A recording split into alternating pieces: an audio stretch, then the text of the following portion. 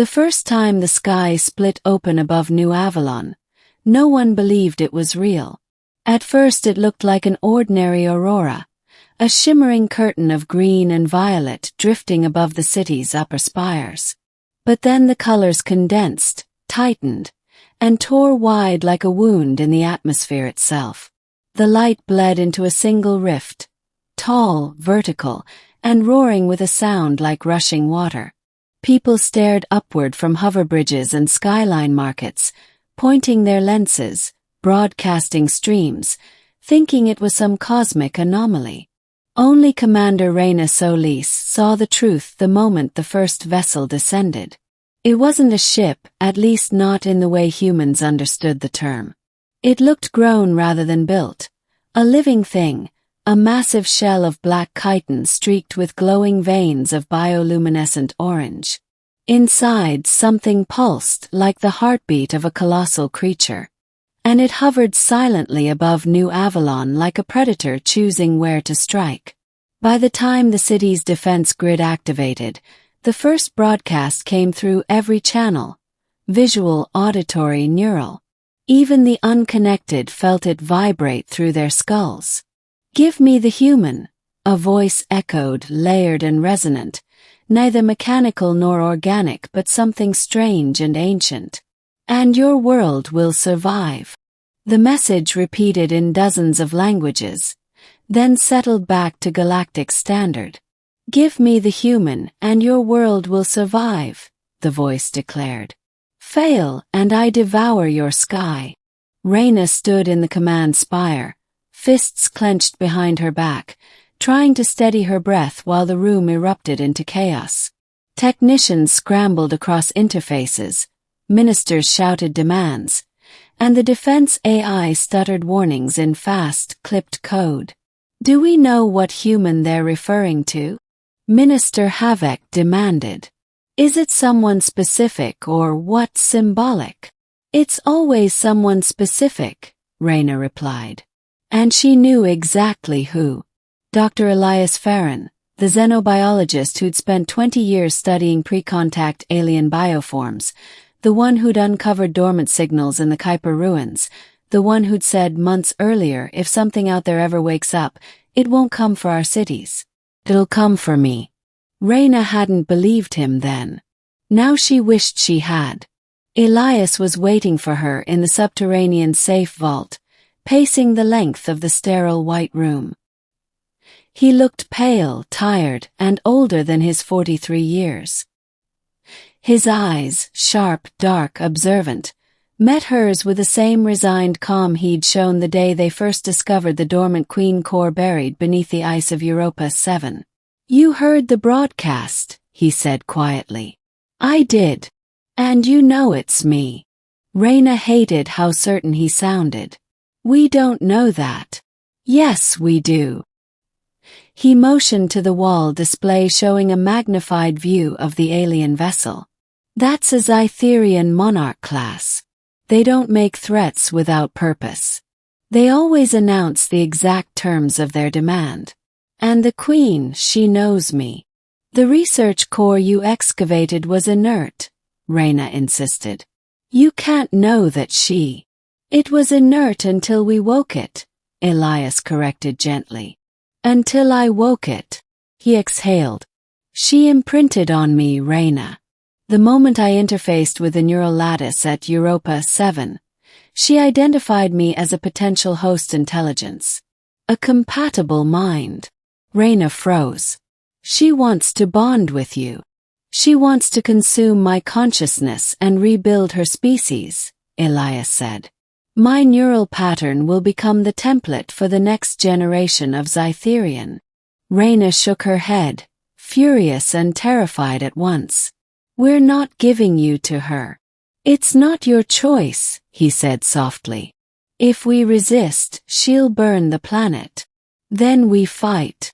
Elias stepped forward and gripped her shoulders. "Reyna, listen to me. You've seen the telemetry. A Monarch-class hive ship can survive a quantum missile barrage. Our entire fleet couldn't scratch her. Earth's atmospheric shield would fold in minutes. Reyna swallowed hard. He was right. But the thought of handing him over, Elias who had saved thousands on Europa 7, Elias who had spent years working beside her, Elias who had once whispered that he wasn't afraid of the stars but of being forgotten, was unbearable. "No," she said again, but her voice broke. The alien queen descended through the atmosphere with terrifying grace. Her voice echoed through every mind on the planet. "Bring the human to the convergence point." The convergence point was already forming, a swirling vortex of pale blue energy manifesting at the edge of the city's oldest district.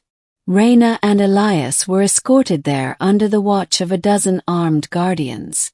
The queen appeared not as a towering monster but as a shimmering projection shaped vaguely humanoid.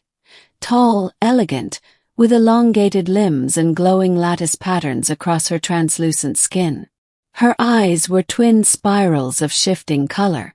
She looked at Elias as though seeing through him to the core of his being. "You carry the spark," she said. "The missing fragment of our genesis. Come to me, and your world endures." Reyna stepped in front of Elias. "If you take him, you kill him." "He will ascend," the queen replied. "His form will cease, but his essence will birth a new hive.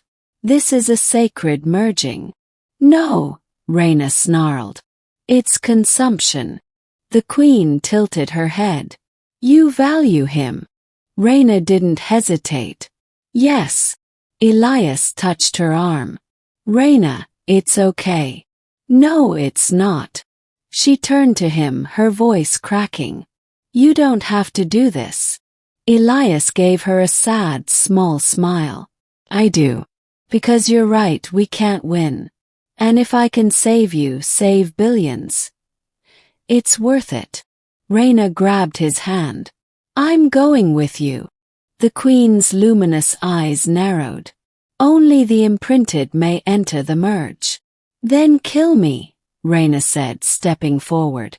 "Because I'm not letting you take him alone." The queen observed her with what might have been curiosity, or amusement. "You would die for this single human." Reyna didn't blink. "Yes." A long silence followed.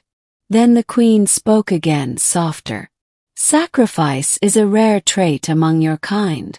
It is informative." She looked at Elias, then at Reyna. "Very well." A beam of white light enveloped them both. Reyna braced for disintegration, for pain, for death.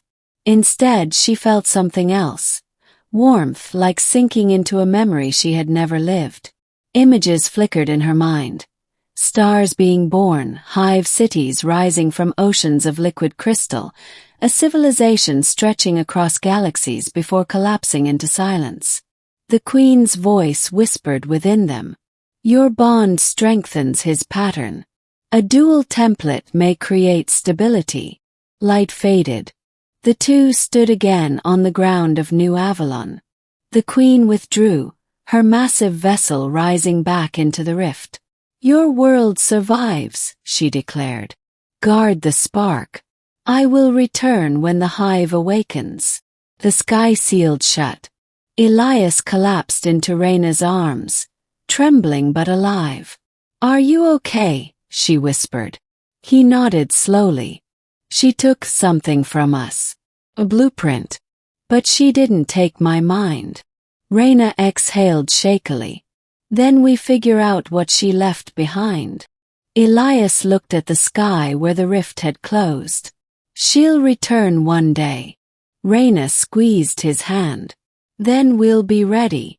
And beneath New Avalon, deep in the planet's crust, something began to glow, an echo of alien origin, pulsing with two intertwined human signatures. The beginning of a new hive.